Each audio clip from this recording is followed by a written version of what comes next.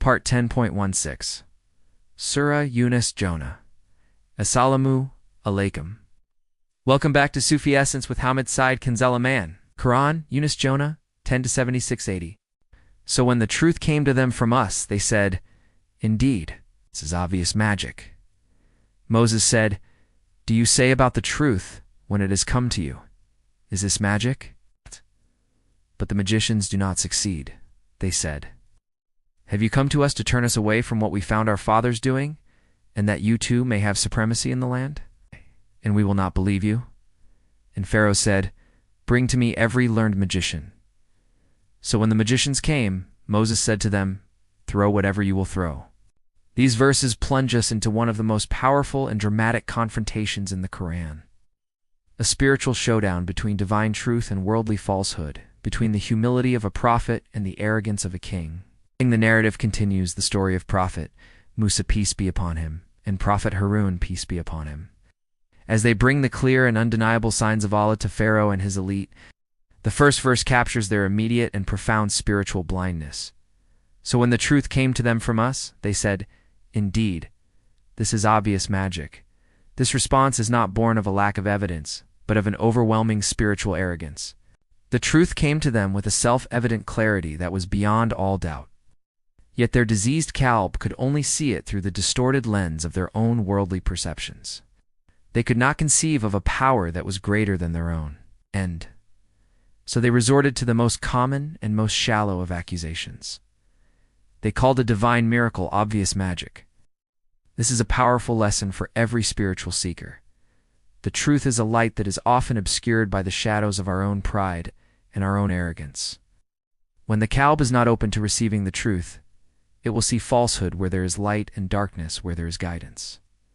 The spiritual irony is profound. They call the divine sign obvious magic, revealing their own profound spiritual confusion and their own inability to distinguish between the two. Prophet Musa, peace be upon him, in his infinite wisdom, immediately exposes the folly of their claim with a powerful rhetorical question. "Do you say about the truth when it has come to you, is this magic?" But the magicians do not succeed. He distinguishes between two completely different realities: divine truth and human magic. Divine truth is a profound and eternal reality that is rooted in the very essence of existence. It is a light that illuminates the Qalb and brings it into a state of profound clarity. Magic, on the other hand, is a worldly and temporal illusion. It is a trick that is designed to deceive the eye and to distract the mind. It has no substance and no power beyond the fleeting moment in which it is performed. Prophet Musa, peace be upon him, and makes a magnificent and unassailable statement of spiritual law, but the magicians do not succeed. This is not just a prediction, but a profound and absolute spiritual law. Magicians who deal in falsehood and illusion can never achieve true and lasting success, for their power is rooted in the fleeting and the illusory. True success is an eternal reality that is rooted in Allah alone, and it can only be achieved by those who are in a state of complete and utter submission to His will. This is a profound and beautiful truth that is at the very heart of the Sufi path.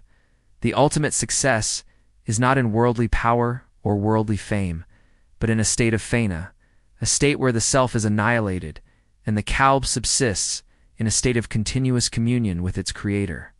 The verses then reveal the true motives of Pharaoh and his elite.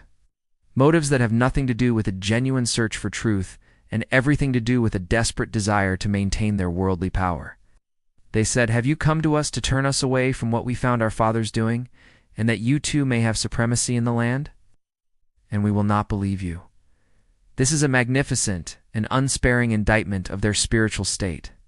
They are not concerned with the truth. They are concerned with two things: the blind imitation of their ancestors and the preservation of their own worldly power. The phrase, "what we found our fathers doing," is a powerful and poignant commentary on the spiritual disease of blind tradition. It is a state of being where one's spiritual reality is not based on divine revelation, but on a blind and unthinking adherence to the practices and beliefs of one's ancestors. This spiritual disease is a powerful veil that prevents the Qalb from seeing the truth that is right in front of them. It is a profound and unsparing reminder that true faith is not inherited. It is a conscious and loving choice that we must make for ourselves.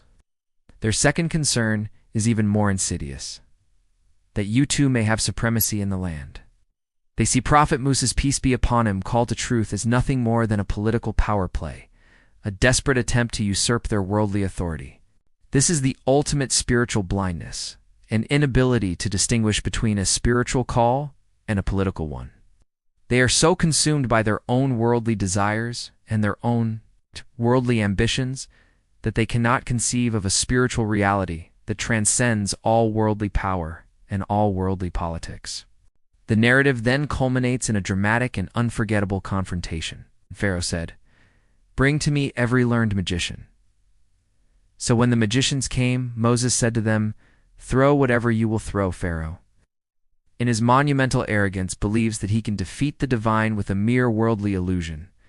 He brings forth his best magicians, the masters of their craft, to prove that Prophet Musa's peace be upon him. Signs are nothing more than a sophisticated trick. This is a profound and beautiful spiritual parable.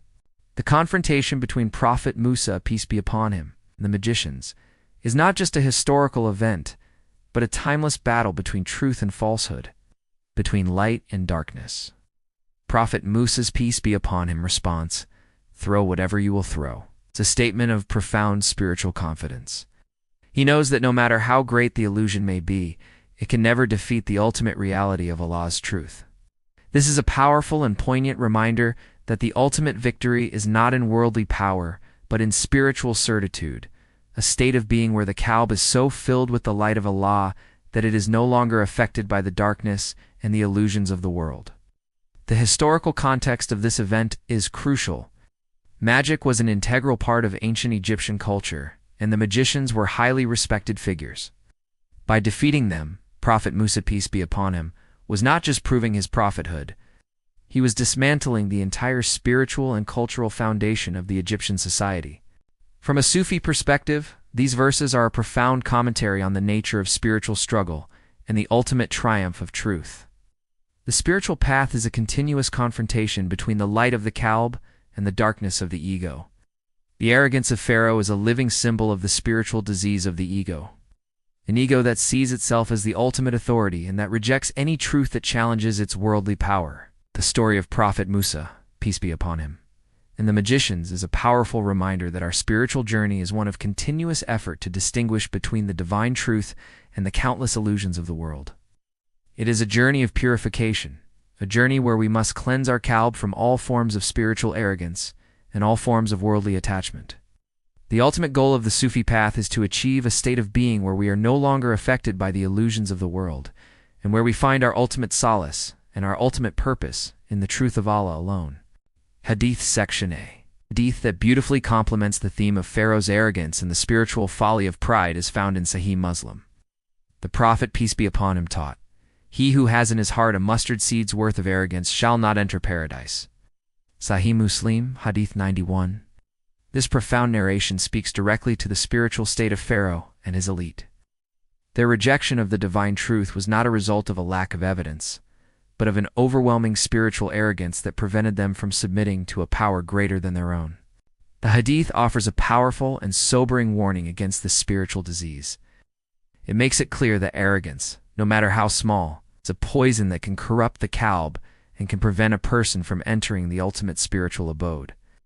Arrogance is the ultimate veil between the soul and its creator, for it is a state of being where one's ego sees itself as the ultimate reality and rejects the ultimate truth of Allah's sovereignty. The Hadith serves as a powerful reminder that humility is not just a moral virtue, but a spiritual necessity, a state of the Qalb that is essential for a sincere and loving relationship with our Creator. The story of Pharaoh is a living testament to this truth, a powerful and unsparing reminder that a life lived in a state of spiritual arrogance will inevitably lead to a tragic and ultimate end. Dua, my Lord, purify my Qalb from the disease of spiritual arrogance and from the spiritual blindness that prevents me from seeing your truth. Protect me from the spiritual folly of those who reject your signs and from the worldly temptations that seek to lead me astray. Let my every step be a testament to my unwavering faith in your truth, and let my every breath be a sign of my love and my sincere submission to your will. Grant me the humility to see your majesty in all of creation and to find my ultimate solace in the truth of your existence alone, O Ar-Rahman and Ar-Rahim. May Allah illuminate your heart and mind with the light of this divine ilm. May He make your channel a beacon of guidance for all who seek spiritual clarity and truth. May your efforts be a source of immense reward, and may you be granted the highest stations of paradise. May the peace and blessings of Allah always be upon you and your loved ones. May He grant you unwavering steadfastness on the path of truth, and may your work be a testament to His magnificent names, Ar-Rahman and Ar-Rahim. Ameen.